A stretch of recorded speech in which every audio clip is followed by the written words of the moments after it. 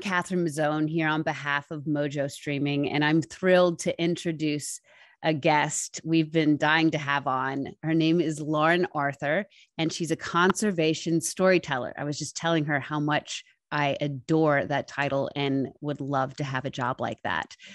So I just want to start off really by asking you what a conservation storyteller is. Oh, hi there. Thank you so much for having me on. Yes. It's actually becoming quite a common term now, conservation storyteller. So I guess it's quite broad in what it actually is.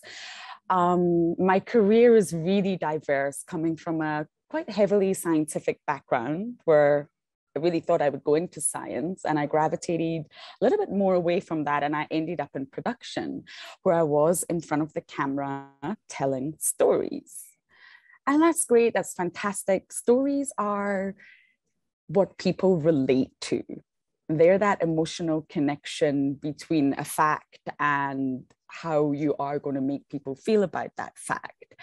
And they really I really believe that, especially visual storytelling, because we are all visual beings. You were talking about culture. How significant is that in your career right now? It's so significant. And I think wildlife filmmaking and storytelling is becoming so cool and fashionable, and everyone wants to do it, of course, because it's amazing. So I think you've really got to have that deep understanding to find those stories that haven't been told before, or, as you say, find a unique perspective. What's the perspective that's missing? For example, maybe the story of the river has been told 100 times, but has the story of the fish in that river been told?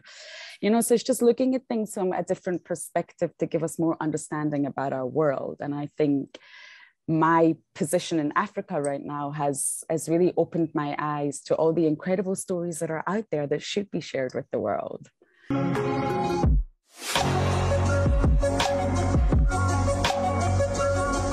We are not born with the fear of sharks. I cannot imagine living in a world where I cannot die with sharks.